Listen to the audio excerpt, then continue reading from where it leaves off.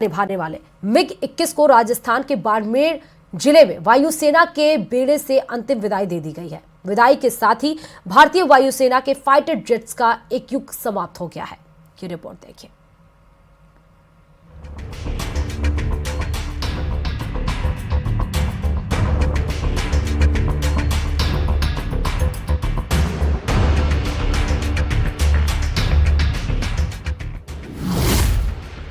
प्रशिक्षण से प्रहार तक हर मोर्चे पर अव्वल 60 साल की सेवा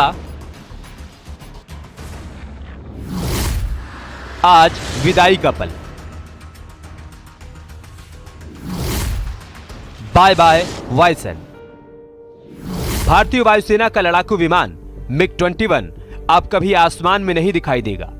वायुसेना ने MiG-21 को अंतिम विदाई दे दी है। MiG-21 बाइसन के नाम से मशहूर इस फाइटर ने आखिरी उड़ान बाड़मेर के आसमान में भरी। इस मौके को यादगार बनाने के लिए MiG-21 के साथ सुखोई 30 ने भी उड़ान भरी। MiG-21 स्क्वाड्रन ने लगभग 6 दशकों तक देश की सेवा की। इस विमान ने भारत पाकिस्तान के युद्धों के दौरान बड़ी महत्वपूर्ण भूमिका निभाई।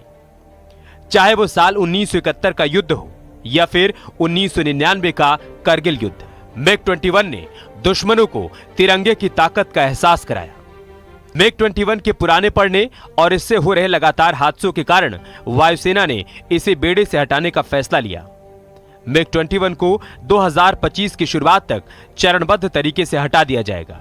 इसकी जगह भारतीय वायुसेना स्वदेशी LCA Mark 1A लड़ाकू विमान लाने की तैयारी में है। बहरहाल किसी भी बहादुर वतन परस्त जांबाज की तरह MiG-21 का सेवा काल भी पूरा हो गया और 1963 में वायुसेना में शामिल हुए इस लड़ाके के लिए आज का दिन सेवानिवृत्ति का रहा।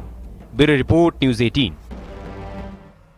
और वहीं बीकानेर के सरकारी स्कूल में पढ़ने वाले 10वीं के छात्र ने कारनामा कर दिखाया। छात्र को साइकिल चलाने का काफी शौक था, लेकिन अस्थमा के चलते उसे साइकिल चलाने में परेशानी होती थी, तो उसने अपनी इस बीमारी के आगे घुटने ना टेकते हुए अपने साइकिल को ई-साइकिल में बदलने का निर्णय लिया।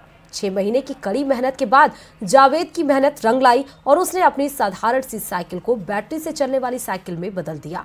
स्कूल की साइंस टीचर भारती सेतिया ने बताया कि जावेद हमेशा नए इनोवेशंस करता रहता है। जावेद की साइकिल को देखकर दूसरे छात्र भी जावेद से प्रेरणा ले रहे हैं। सर, वो मेरे को अस्थमेटिक वो बीमारी है, तो क्या साइकिलिंग का भी शौक है, इसलिए तो क्या है मेरे को हिल या वगैरह मतलब एरिया में चढ़ने में कोई दिक्कत होती है, तो इसलिए इसको देखते हुए मेरे को ये बना है, ताकि क्या है तो हिल पे चढ़ने में या कोई और अदरवाइज दिक्कत नहीं हो। और फिलहाल इस खबर के साथ ही इस बुलेटिन में इतना ही। और खबरों के लिए देखते रहिए न्यूज़ 18 राजस्थान।